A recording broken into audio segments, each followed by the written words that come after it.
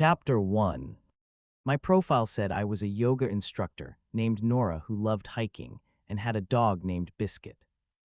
Two of those things were true. My name was Nora and I did have a dog. His name was not Biscuit. His name was Chairman Meow, which I had thought was very funny when I was 23 and which I was too attached to him to change now. But Biscuit was a much better dating profile dog name and I stood by the decision. I was not a yoga instructor. I was a tax accountant. I was a very good tax accountant who found tax law genuinely interesting, which I understood was unusual, and which I had learned over 4 years of dating attempts was not the conversation opener that got me second dates. So, yoga instructor, a career choice that implied flexibility and calmness and an attractive relationship with one's own body, none of which applied to me particularly, but all of which were more appealing than capital gains exemptions. The hiking was also aspirational. I owned hiking boots. I had used them twice. Both times I had ended up sitting on a rock halfway up a hill eating crisps and reassessing my life choices, but I owned the boots and that was the foundation of an identity.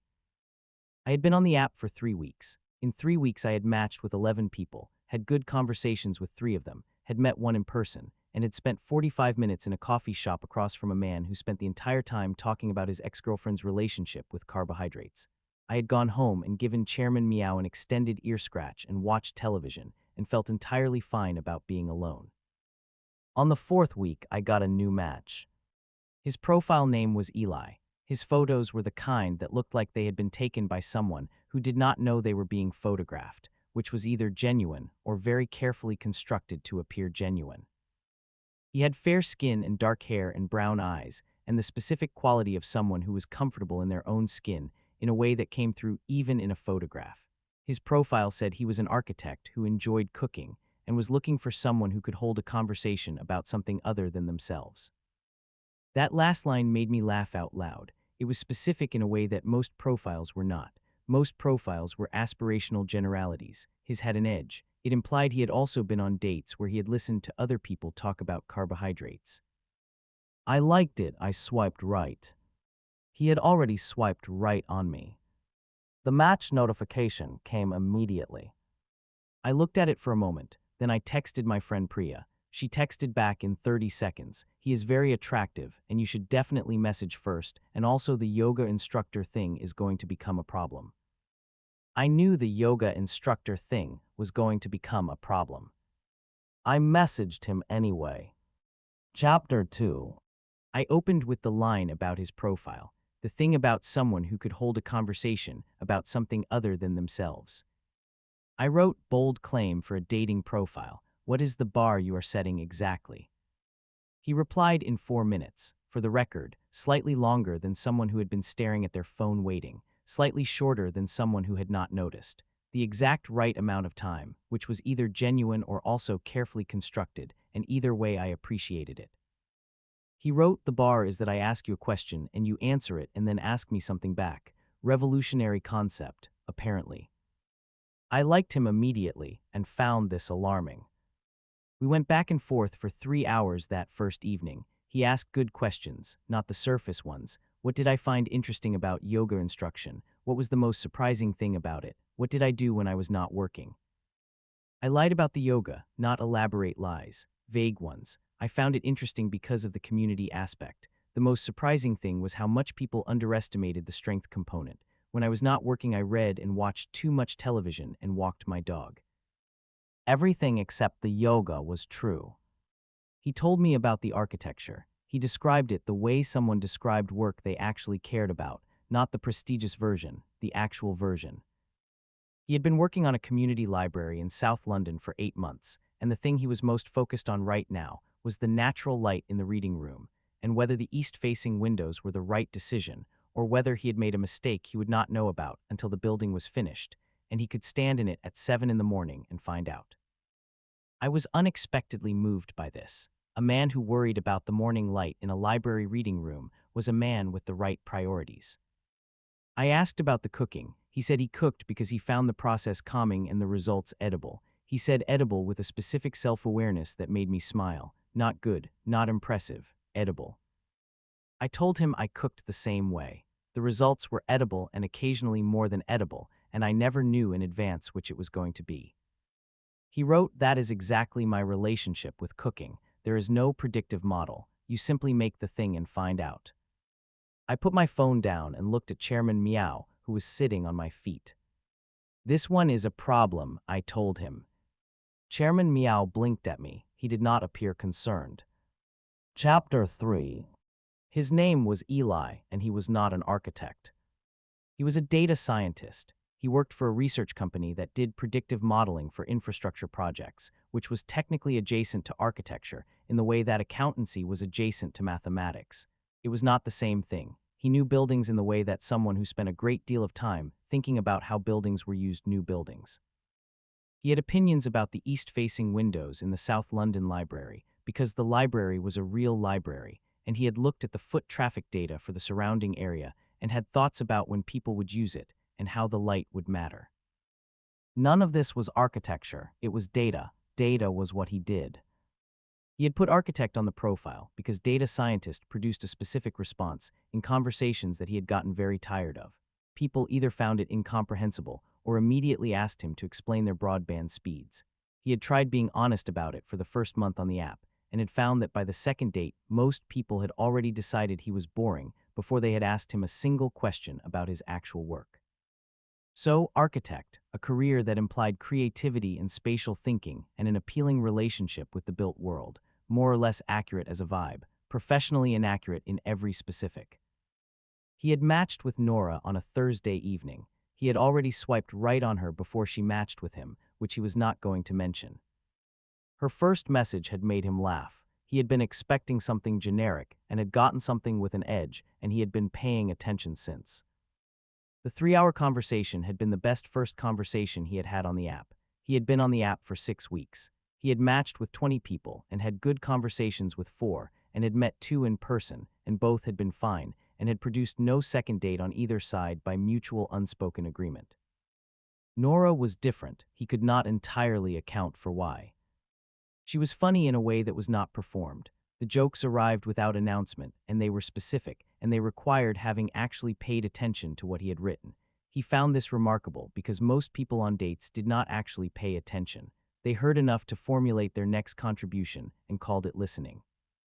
She had told him about the dog, not Biscuit specifically. She had mentioned the dog in passing, and the way she mentioned it was the way people mentioned things that were genuinely central to their life, rather than things they were reporting as relevant data. He had a dog too. He had not put it on the profile because the profile was curated and the dog was real, and he found the combination of real things and curated things uncomfortable. The dog's name was Marmite. He was a medium-sized terrier mix with extremely strong opinions about pigeons. He was the most genuine thing in Eli's flat and probably in his life. He told Nora about Marmite on the second evening of messages. He did not know why he told her. He just did. She wrote back, "My dog's actual name is Chairman Meow, and I named him Biscuit on the profile because I thought it sounded more normal." He stared at his phone. Then he started laughing. He wrote back, "My dog's name is Marmite. I did not mention him on the profile because he is too real." There was a pause, then she wrote, "I completely understand." He thought, this one is a problem. He did not say it out loud because he lived alone, and saying things out loud to yourself had a threshold. Marmite looked at him from the corner. Chapter 4. 3 weeks of messages before they met in person. This was longer than the app recommended. The app's algorithm nudged you toward meeting within a week. Nora had ignored 4 nudges. Eli had ignored 3. Neither of them mentioned ignoring the nudges to the other. The messages were long, not the paragraph-long messages of people performing depth. The long messages of 2 people who had found that there was consistently more to say than would fit in a short message and who had stopped trying to be brief. She told him about her work without telling him what her work was. She described the problem-solving aspect of it, the way certain kinds of puzzles had clear right answers that required a very specific kind of thinking to reach. She described the satisfaction of that. He understood it immediately because his work was also puzzles with right answers.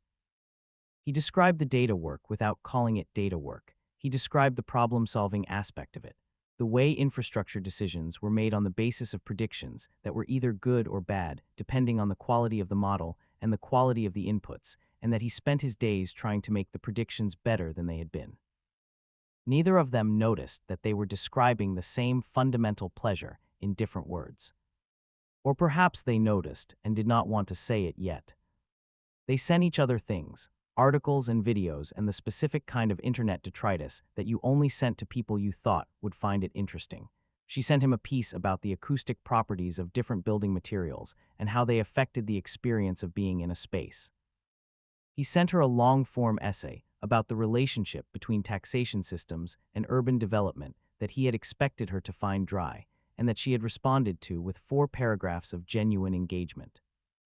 She had responded to a taxation essay with 4 paragraphs of genuine engagement. He held this information carefully.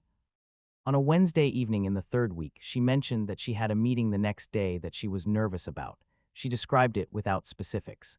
A presentation to a group of people who were going to push back on her conclusions, and she had to defend them under pressure.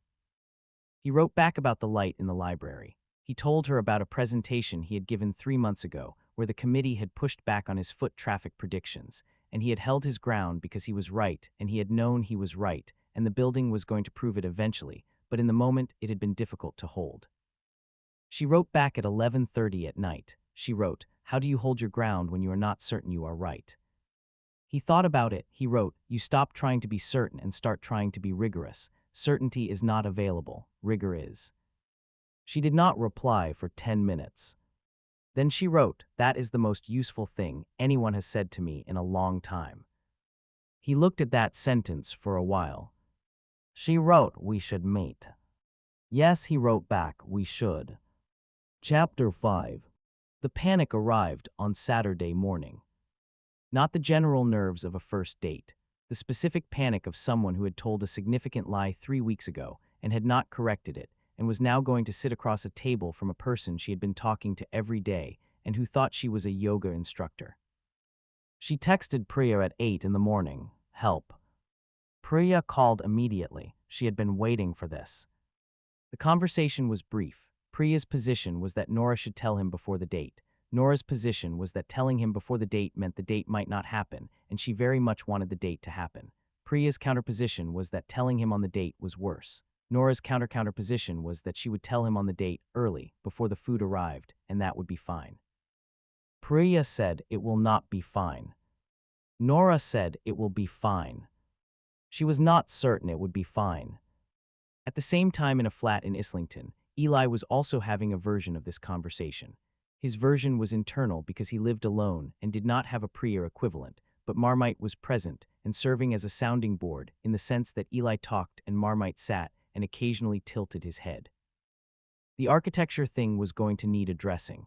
3 weeks of messages and he had not corrected it, and now she was going to meet him expecting an architect, and she was going to get a data scientist, which was fine. He was a perfectly good data scientist, but the not correcting it was the thing that was not fine. He could tell her before the date. He could text her now and say, "By the way, I should clarify something." He looked at his phone. He looked at Marmite. He would tell her on the date, early, before the food arrived. Marmite tilted his head to the left. They met at a wine bar in Shoreditch at 7. He was there first. She arrived 2 minutes later, and he knew it was her immediately from the photos and also from something else that was harder to name. The quality of how she moved through the room, like someone who had a destination and was going to it. She had brown hair and green eyes, and she was looking at the room the way she did in her messages, like she was paying attention to everything. She found him, she stopped, they looked at each other. She said hi. He said hi. She sat down across from him. There was a moment. She opened her mouth, he opened his mouth. They both stopped. She gestured, "You first." He said, "I am not actually an architect." She stared at him. He said, "I am a data scientist. I put architect on the profile because data scientist produced a specific response in conversations. I should have corrected it. I did not. I apologize." She stared at him for another moment. Then she started laughing. Properly, the real kind. She put her hand over her mouth, but it was too late. He said, "What?" She said, "I am not a yoga instructor." He blinked. She said, "I am a tax accountant. I put yoga instructor on the profile because tax accountant produced a specific response in conversations. He looked at her. She looked at him. He started laughing too. They sat in a wine bar in Shoreditch, laughing at each other for longer than was strictly proportionate to what had happened. The waiter came. They had not looked at the menus. She waved the waiter away without looking up. He said, "We have been sending each other articles about taxation and building data for 3 weeks." She said, "I know." He said, and neither of us said anything. She said, "I noticed the taxation essay." He said, "I noticed the acoustic properties article." Another pause. She said, "I think we may have the same job." He said, "We absolutely do not have the same job." She said, "We have the same relationship with our job." He thought about it. He said, "Yes, that is accurate."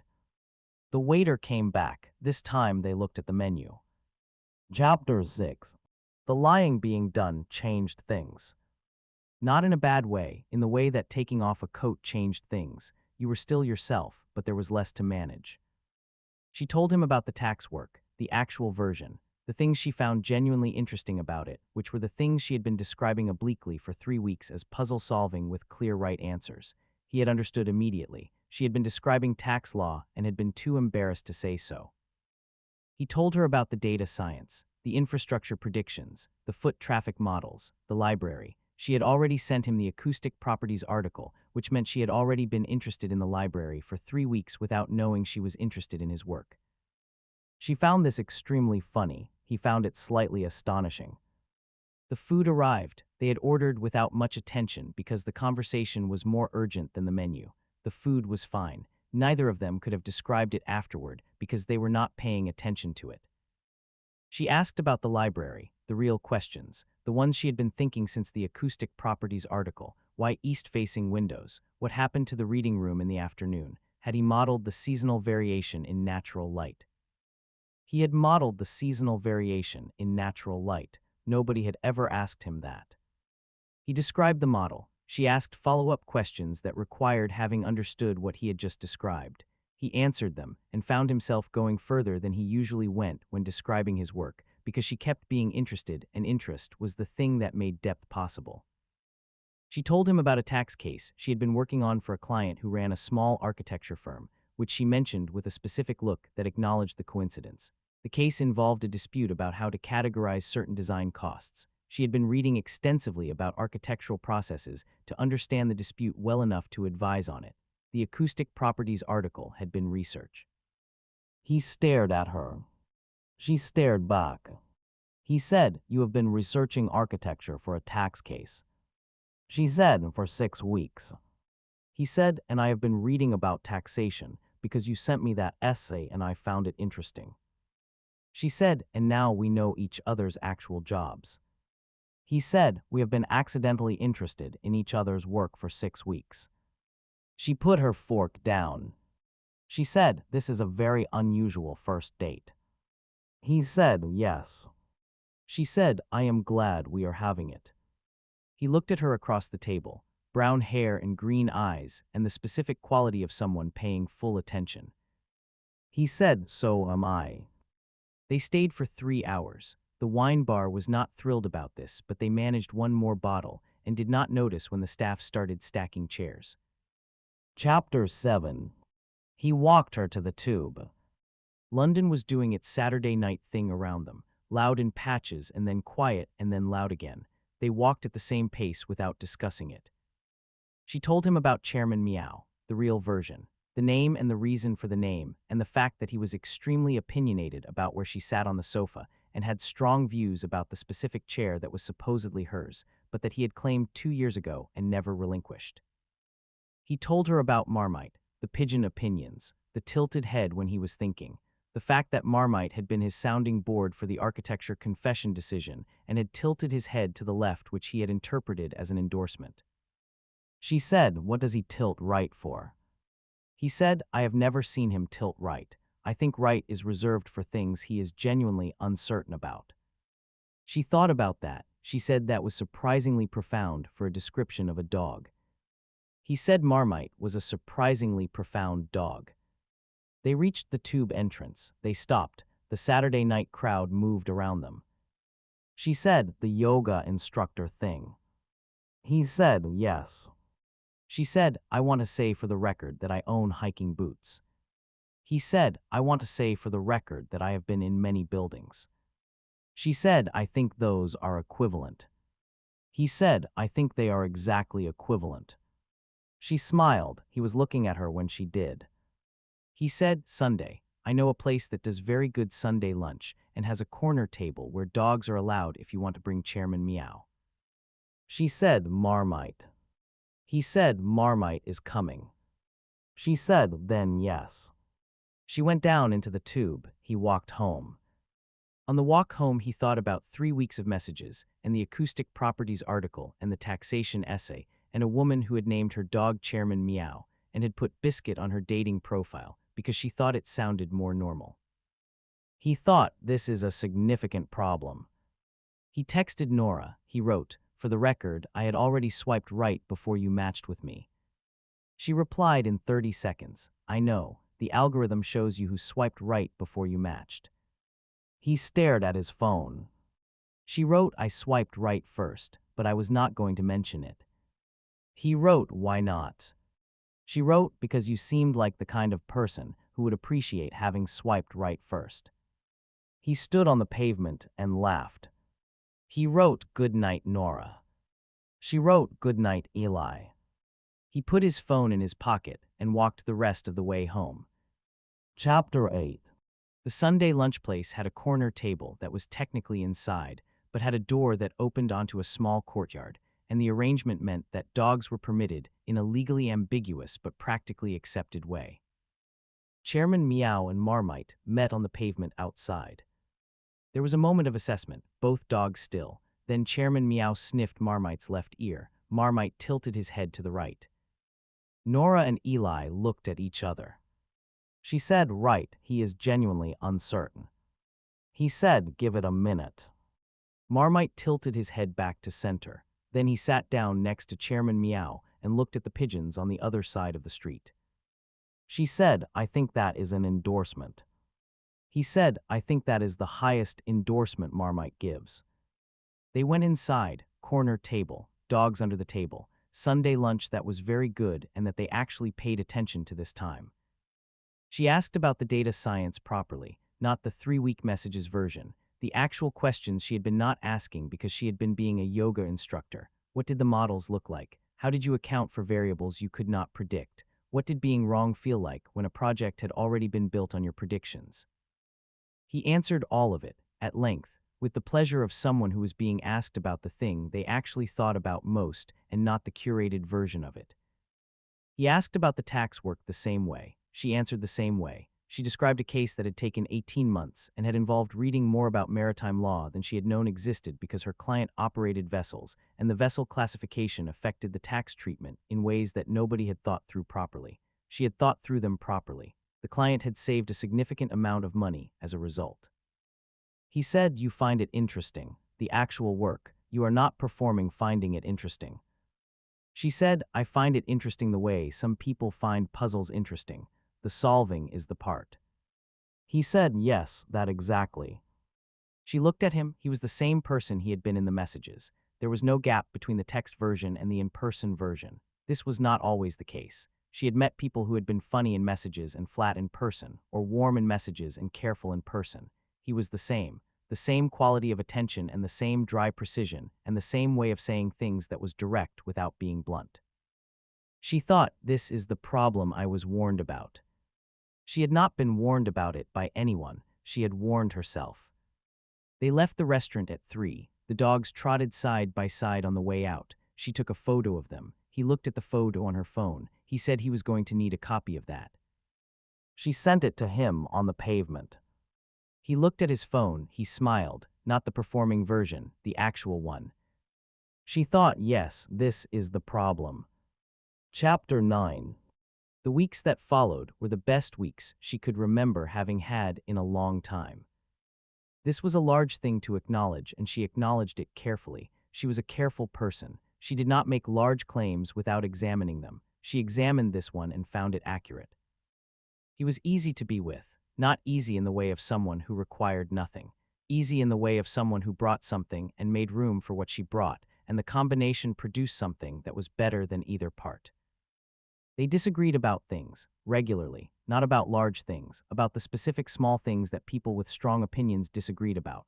He thought the tube was faster than buses for the vast majority of journeys. She had spreadsheet evidence that buses were faster for her specific routes. He asked to see the spreadsheet. She showed him. He looked at it for a long time. He said, "Your methodology is sound. I concede the point for your specific routes. The general case remains." She said, "I accept the concession."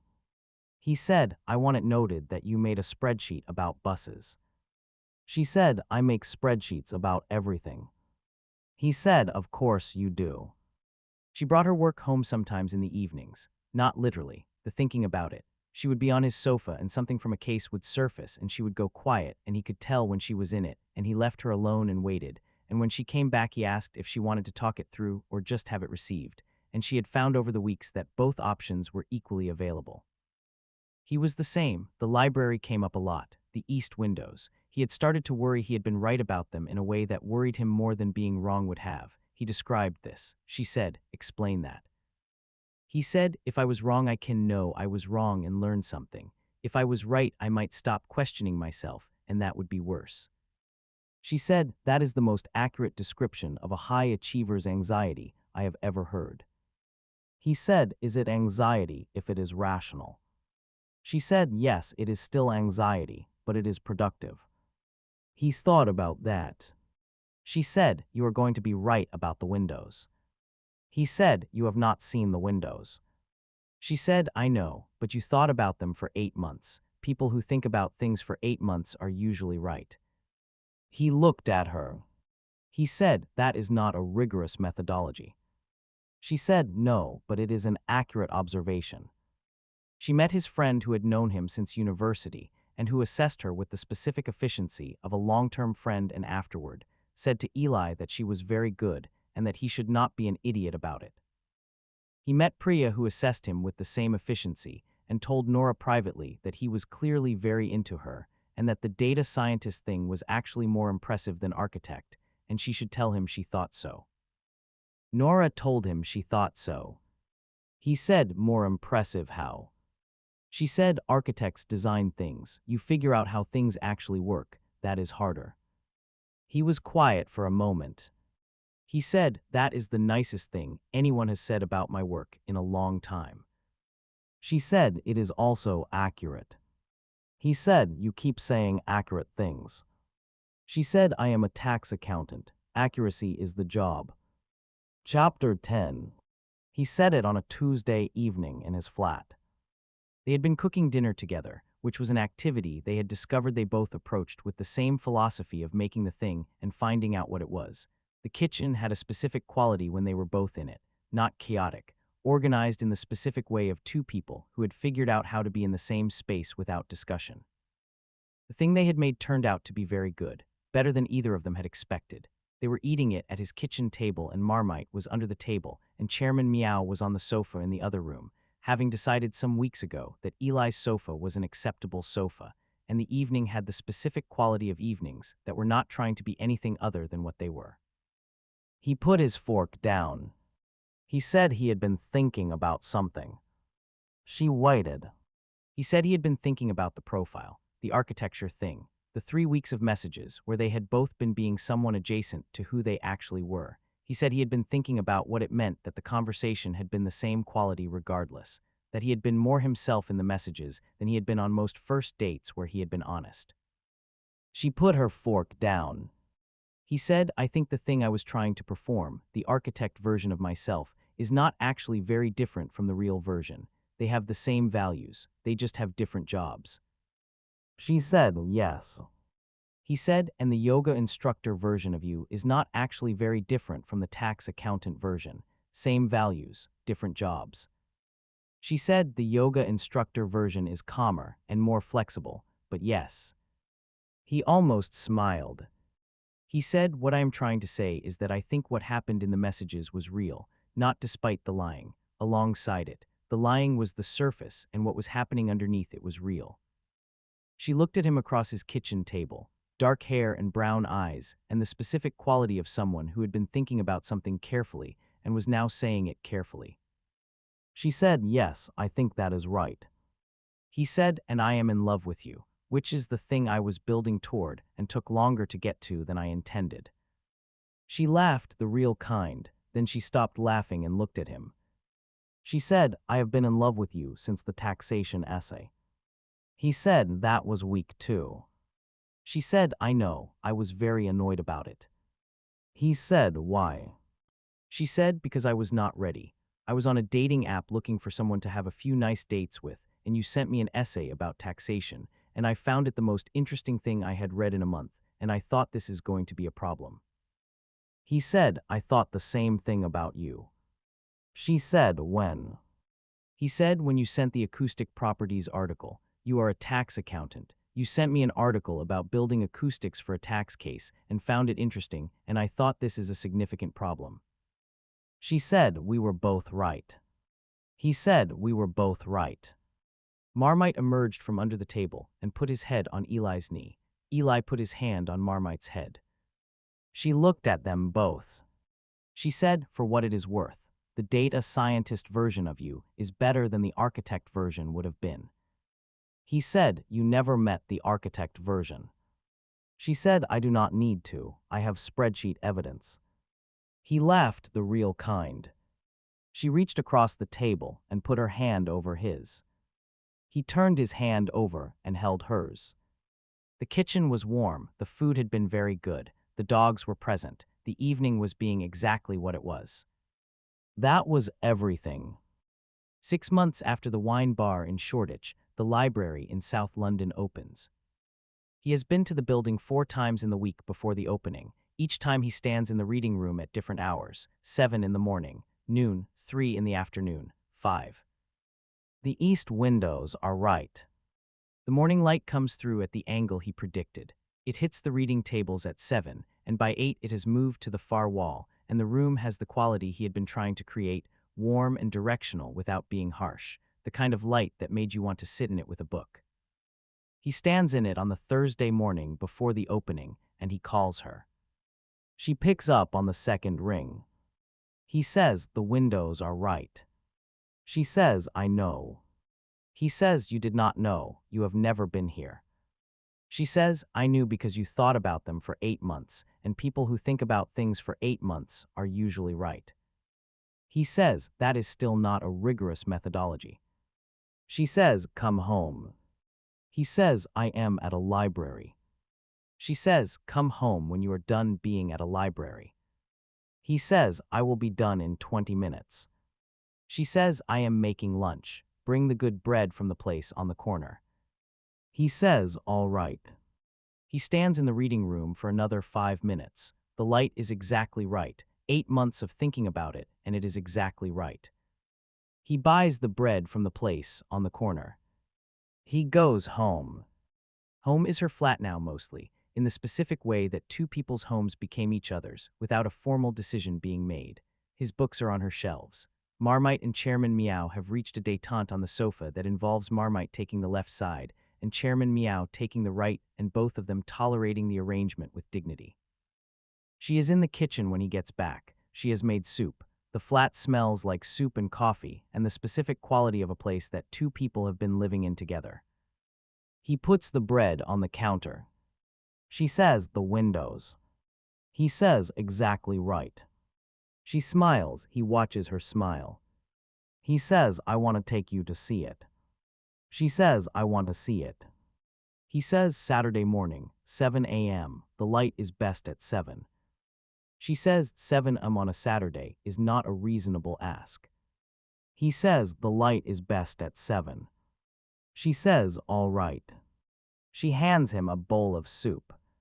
He stands in her kitchen with his soup and the bread and the dogs on the sofa in the other room, and he thinks about a dating app profile that said yoga instructor and a dog named Biscuit and 3 weeks of messages and a wine bar where they had both confessed in the same moment and laughed until the waiter came back. He thinks about an acoustic properties article and a taxation essay and the specific problem of falling for someone before you were ready. He thinks about east-facing windows and the morning light and someone who had known they were right before she had seen them. She is eating her soup across the counter. She is reading something on her phone. She makes a small noise of either interest or annoyance. He cannot tell which. Both are good. He says, "What?" She shows him her phone. It is an article about the acoustic properties of library reading rooms. He stares at it. She says, "I thought you would find it interesting." He says, "You are still sending me acoustic properties articles." She says, "I will always send you acoustic properties articles." He says, "I will always send you taxation essays." She says, "Good." He says, "Good." The soup is good, the bread is good, the light in her kitchen in the middle of the day is good. That is everything. That is more than enough.